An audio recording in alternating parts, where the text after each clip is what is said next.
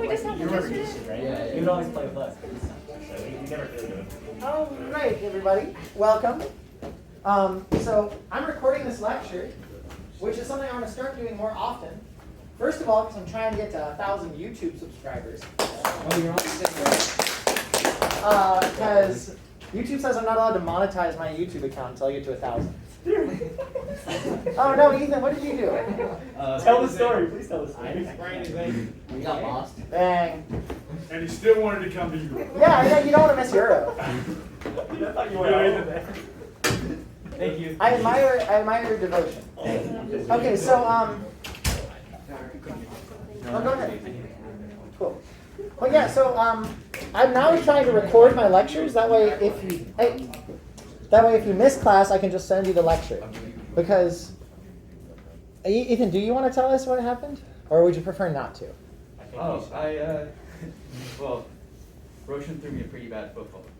No, that is false. So this kid is like half his size, right? He's going up to the football with him. And then he gets bodied. I did not know he gets he got got on the bodied. bodies. And now he has a broken How body. is it? Well, basically I went up, and there's like a curve on the PE part. I Yeah. landed right on the curve, rolled my ankle. Oh, Without catching the ball. Someone else had it. okay. Well, I'm sorry to hear that. Don't be sorry, it was funny. But sprained ankle sucks. Yeah, they do. I sprained my ankle once trying to play soccer really hard. Oh, yeah. Because I was playing against people who were actually good at soccer, and I was trying to make up for it by just trying really hard, and I sprained my ankle. Yeah. Did you roll around on the ground 10 times? No. That's how soccer- Because I'm not a real soccer player. Okay, so guys, today we're going to start talking about Renaissance states. So we talked about the states of Italy, but something really important that's going on is that outside of Italy, some of the larger states are starting to turn into more powerful, more organized political things than they used to be.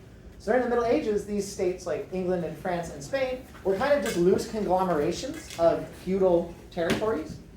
But over the course of the Renaissance, they're going to transform into actual functional centralized pieces of government.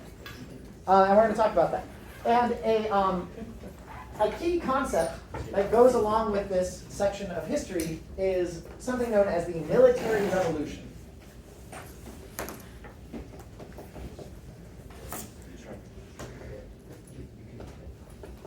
And so a lot of historians talk about the military revolution as one of the driving factors behind the change that Europe goes through, from kind of weak feudal states to highly organized, centralized bureaucratic states.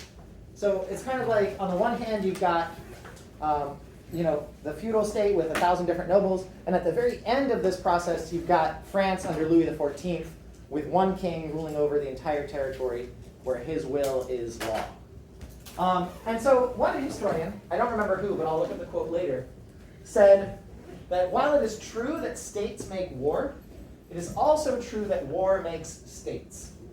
So let's unpack that a little bit. What do you think he means there? What do you think on it? Battle just makes like a means for people to organize. Okay, so battles create a means, or maybe like a reason? No, I mean battles create a need for people to organize. Right, so battles create a need for people to organize. So if you went all the way back to the earliest farming communities, you'd probably see people starting to organize as a way of defending their territory, right?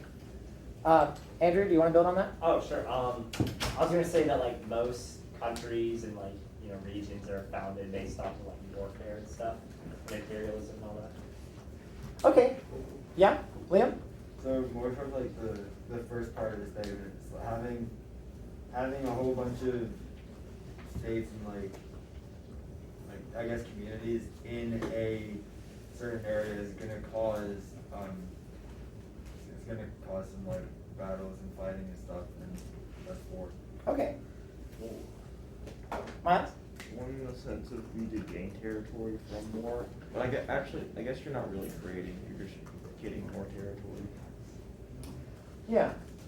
Well, so let me unpack a little bit more what this means in the specific context of the Renaissance. So one of the key innovations that happens during the Renaissance is the rise of gunpowder. And with the rise of effective guns, you're going to see a shift in what a powerful army looks like. In the Middle Ages, a powerful army was about 1,000 dudes on horseback with armor and equipment and years and years and years of training. The knights, the fabled knights of the Middle Ages. By the 1700s, a powerful army is going to be 20,000 dudes with muskets. And these dudes may have trained for as little as 3 weeks. So, because of the nature of gunpowder weapons, you do not need a highly trained warrior class. It does not take that long to learn how to load a gun, point it forward, and shoot it. Basically, you learn how to walk in a line, you learn how to not run away, and you learn how to shoot forward. And that is it. You do not need to be a genius, you do not need to be a super athlete, and you do not need training. Not that much. Whereas to be an effective knight, you need to train your entire life to be effective. So as the weaponry changes, the style of state that you have changes. And it goes from needing a small number of highly trained, loyal knights, which the feudal system could provide, to needing a vast number of essentially expendable dudes. You just need bodies that can carry guns and stand there. And so what's going to happen is states are going to begin to transform from these little patchwork feudal systems where you can call up loyal knights from different territories to single large bureaucratic areas where a single man can tax, get the money that he needs, and then use that money to raise armies. Essentially, money and armies are the same thing in the early modern period. If you have cash, you can build an army like that. You just send out people with bags of money and you start recruiting. And they'll come back 3 or 4 weeks later with 10,000 guys following them. You give them pistols, you feed them, or you give them muskets, you feed them, and you send them out. Yes? Was gunpowder cheaper than like all the other like previous weapons that people use? In some ways. So gunpowder and guns were expensive to manufacture, but it was cheap to train people to use them. And so relatively it was cheaper. Also, it was much cheaper to give a guy a gun and boots than to give a guy a horse, steel armor, and a war hammer, and a sword, and a lance, and a squire to carry all his gear. So it kind of shifts from quality to quantity. You just need a lot of bodies in the field. And you give half of them spiky sticks, aka pikes, and the pikes are used to stab anybody on a horse. And you give the other half muskets, and they blow away any of the other sized pikemen. This is called the Pike and Shot Era of warfare, because those are the two weapons you use. You use gunpowder weapons to shoot at people, and then you use pikes to defend them. Yes? Wait, why weren't there more people on horses to just like have why did the knights were just transition to muskets, or was like gun technology not good back then? Well, yeah, so there were still cavalry. Cavalry was still really important, because being able to move fast is always going to be useful in warfare. But it's also super expensive. So cavalry becomes a sort of specialized unit, a little bit like the Air Force. But the masses of people are dudes on foot with guns and pikes. And so the normal formation, one of the most successful formations during this time period, is known as the Spanish Tertio, which means, you don't need to know it. You don't need to know that. But the tercio means thirds. And a tercio would be a regiment of maybe like 1,000 people, and about 300 of them would have pikes, and then 300 of them would have guns. It'd be a musket, not a pistol. But it'd be a big clunky musket. It comes with a little monopod because it's so heavy. So it's almost like a little hand cannon. And then the other third would have swords. Sometimes really huge swords called like two-handers or great swords. And so how this would work is you'd watch out for guys on horses. Because these guys on horses would have pistols. And so the guys with horses on pistols would ride up and they'd shoot pistols at you point blank, whereas the people on the ground would shoot back at the horses.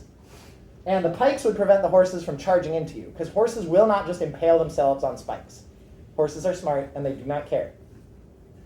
And then if you ever end up in close combat where the two pike units end up locking in, Then you send in the sword people to stab people up close. And so you've got these interlocking, it's almost like rock, paper, scissors. So like, pike beats horse, musket beats pike, horse beats musket. So you've got to keep them all interlocked. Rock, paper, scissors. Yeah, it's like rock, paper, scissors. Literally what he just said. Oh, wait. Yeah, yeah. Yeah. Yeah, on it. Why didn't they just set up cannons and not do like some sort of cavalry charge when they had like stuff like that? Wait, sorry, say that again? Why did they just set up cannons instead of doing like a cavalry? Cavalry. Cavalry. Yeah, so a lot of people mispronounce cavalry. Cavalry. So a lot of people pronounce it cavalry.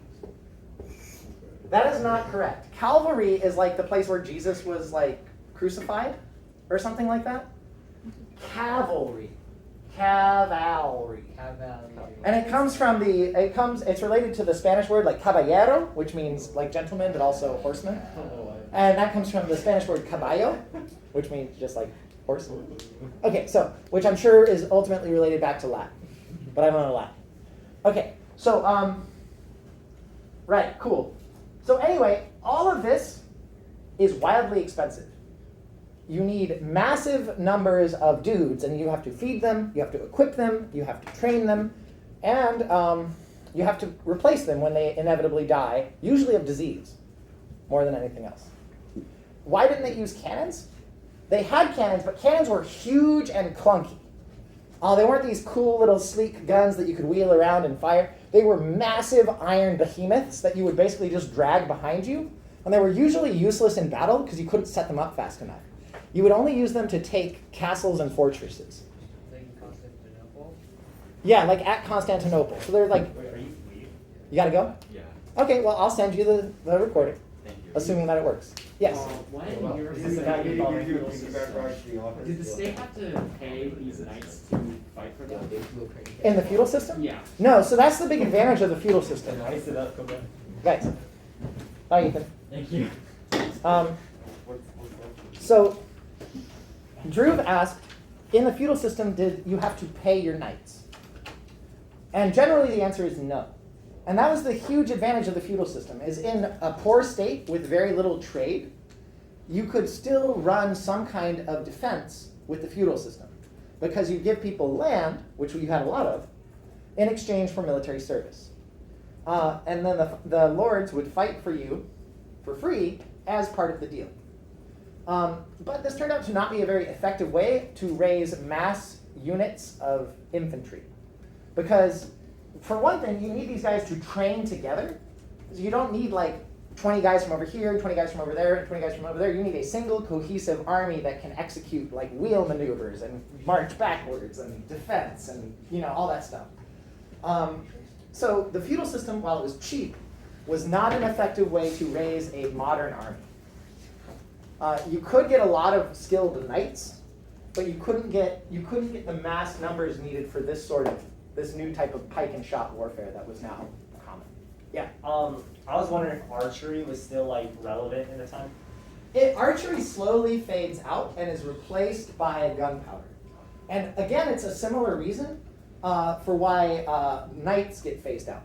Is to be a good archer, you need to train for your whole life. One reason that England had such excellent archery in the late Middle Ages is they had outlawed all other sports on Sunday. So the only thing you were allowed to do after church, while you're sitting around drinking wine, or actually beer, because England's in the beer belt, is you do archery with your buddies. And so you can't just draft somebody into the army and then give them a bow and tell them to go shoot people. That takes years of practice. But you can just draft somebody and be like, here's a gun, here's how you load it, don't run away, shoot it when I tell you to. And people can do that. So in a way, it takes all of the skill out of warfare. You just have to be a robot. Don't run away, follow orders, and you're going to be fine, probably. So, yes, Kamara? Were there still mercenary armies during this time? Yes, mercenary armies are going to be standard for this whole period. And so the people who are fighting have really no connection to the nations they are fighting for. So you'll have Scottish people and Italian people and Swiss people all fighting for whoever is paying them. And it's basically whoever has money can hire a mercenary army like that, And as soon as they run out of money, the mercenaries will fight until their contract's up and then leave. So the key here is if you want to fight a war, you have to get money. And if you want to effectively get money, you have to have an efficient state that can assess and tax the people who live within your territory. And so that is how war makes a state. You have to have money to pay your mercenaries. You cannot fight without mercenaries on your side. So you have to figure out a way to get a reliable stream of tax revenue. Yes? So it's kind of a feedback loop in the sense of when you conquer a territory, you take all of their capital and wealth to fund another army to start another war. Yeah, if you win a war, you can then make those other people pay you, and then you'll have cash to fight another one. Whereas if you lose a couple wars in a row, you might just be totally bankrupt and in serious trouble. Okay, so I've actually been really enjoying learning about this type of warfare. It's a type of warfare that's not often shown in media. You see a lot of like knights and stuff, and then you see a lot of like 1700s, everybody has like a musket and a bayonet. But you almost never see this type of warfare. But I find it really interesting, and this was the dominant mode of warfare from about 1500 until around 1700. So it's a big chunk of history that's just for some reason not really depicted very frequently. So with all of that said, let's start talking about some specific Renaissance states. Also, if anybody is interested in learning more about pike and shot warfare, there's a really excellent YouTube channel that I've been watching where I got most of this information from. I already linked one, but if you want to know it.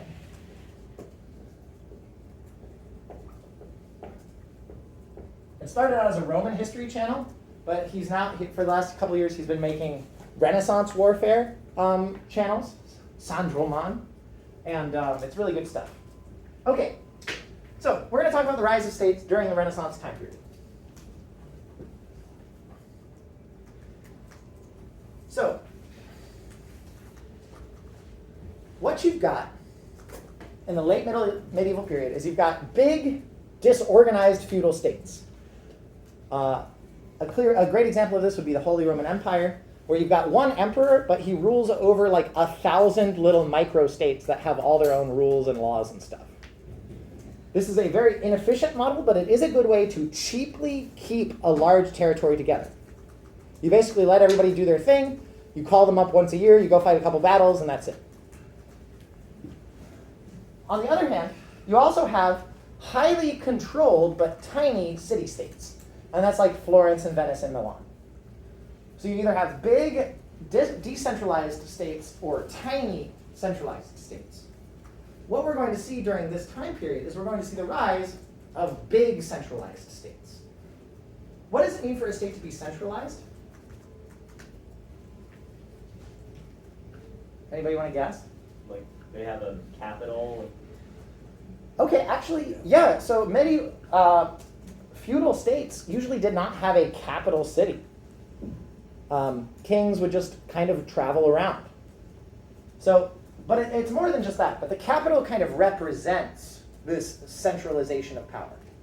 It's kind of like, if we take our government system today, it's kind of like the executive branch and the legislative branch are all concentrated in a higher level that, as opposed to being dispersed among different, like, lower levels. Okay, yeah. So if we think about it in terms of American history, you guys know the Articles of Confederation, right? So the Articles of Confederation were a decentralized model. There was nobody who was ultimately in charge of everyone. And so South Carolina, North Carolina, and Delaware, and Maryland could all have different policies. And there wasn't really anybody who could say, nope, you're all doing this and you're all paying taxes to me. So the federal system that was created by the Constitution created a centralized state where the federal government had authority to control the various regions of the country. And so that is what centralization is all about. It's about the king and his government exerting control over all of their territory. So slowly taking power away from the nobles and transferring it to the central bureaucratic state. Make sense? Centralization is a long, slow process. And what you're going to see over the course of the entire history of Europe is states becoming more and more and more powerful until you end up with the totalitarian regimes of Stalinist Russia and Nazi Germany, where literally the state has absolute power over life and death of every single person living within its territory. But that's a long way off. At this point, in 1450, most kings don't even know how many people live in their country. Yeah. Wait, how would they know how powerful they were if they didn't know how many people were? You know, they had a rough idea. They probably knew like how many knights they could muster, plus or minus like 1,000. They probably had a decent idea about how much grain was being grown, but they really didn't know much else besides that. They just didn't have the money or the technology to keep tabs on all of this stuff. You know, 90% of people in your country can't even read. Many of the kings probably were pretty shaky in terms of literacy. Yes? Miles? Oh, I mean, I guess you kind of answered my Okay. question a little bit from life conditions. I was wondering too, like, they still had to collect like some form of data just to know the population. Does that mean that whoever's doing that, like, the other people like were walls on horse because they just didn't know that they were, you know, someone existent? Yeah, so there would be some data collection, and usually the data collection was done by the church, is the local parish priest would record all the births and all the deaths. So if you needed to know exactly how many people lived in a territory, you could go check it out, but it's not like all this data was centralized and processed anywhere. But later historians have gone back and made great use of these church records to keep track of like population growth and stuff. Okay, also this is a famous image. Have you guys seen this before? This is the engraving that came on the front page of Thomas Hobbes' famous political book, Leviathan. And Hobbes argued that if we wanted to live in a peaceful, well-organized society, we needed a centralized state in which the king manifested the power of all of the people within his state under a single will. And so what you see here is you see a single colossus reigning over a whole territory, and he's made up of 1,000 little people. And the idea is that a state, a really good, powerful state, would take the power of all the individuals and assimilate it into a single organized structure. So instead of a war of a bunch of little states all against each other, you'd have one unified group that, you know, exerted power outwards rather than fighting each other. We're going to read some Hobbes later on. So, let's say that you are a prince or a princess, and you want to make a state. Oh wait, I'm ahead of myself a little bit. Forgot about my boy, Max Weber. Max Weber is one of my favorite intellectuals. He was a sad German man. I have a thing for sad German men, actually. Yeah, but so Max Weber defined a state. And it's interesting, a state wasn't really fully defined until pretty late on in the process. But Max Weber says that if you want to be a state, you have to have a monopoly on legitimate force. That is, you are the only organization within a particular territory that can use force effectively. So, oftentimes in the news, you'll hear people talk about failed states. And a failed state is where the state no longer has a monopoly on force. So Afghanistan would be a good example. The Afghan state, even with US help, never had a complete monopoly on violence. Who was competing with them? The Taliban never lost their ability to deploy violence effectively. And so Afghanistan was never a fully effective state. Now, if the Taliban can exert control and eliminate all resistance, maybe they can build a state. But it seems like they're going to be challenged by another organization, ISIS-K, for control of the state. So Afghanistan has not really been a state since the United States invaded 20 years ago. Anand? Northern Mexico is another good example. The drug cartels are so powerful and wealthy that they actually can effectively go toe-to-toe with the state at times, because they are often more well-armed than the police. Yes? I remember vaguely hearing something about warlords in Afghanistan. Uh-huh. I don't know what that's all about, though. Well, I wouldn't worry about it too much. Warlords are what states call many states that they don't like. Okay, so anyway, before 1500, almost no European governments met this criteria because nobody had a monopoly on violence. There were thousands of little guys with their own castles and their own little tiny armies, and they fought each other as much as they fought anybody else. But after 1500, in France and in England and in Spain, you're going to start to see some countries that begin to actually meet this criteria. You're going to have the King of England actually having a monopoly on force within his territory. Likewise in France, likewise in Spain. Not so in Poland. Poland is never actually going to meet this criteria. Even today. Oh yeah, today it does. But so it takes it a while. So, if you want to have a centralized state, here's what you need to do. If I was going to write you a book, the way Machiavelli wrote Lorenzo de Medici a book, these would be the chapters of my book. Chapter 1, check the nobility. The nobles have access to violence, and they do not want to be controlled. So you need to put the nobility in their place. Second, chapter 2, get the money. Acquire currency. Any way you can. And you do this largely through taxation. Tax whatever you can get away with. Tax the poor people. Easy. Tax the rich people. That's a little harder, because they'll put up a fight. Tax the church. The Pope's not going to like it, but what's he going to do? Excommunicate you? Throw him in a dungeon. Another thing that you can do is you can create new industries or new trade routes that are not already controlled, and then tax those like crazy. That's going to be Spain's trick. So Spain, rather than taxing anybody in their own territory a lot, they're going to create an entirely new trade route by discovering the Americas, and then they're going to tax the bejesus out of that. Yes?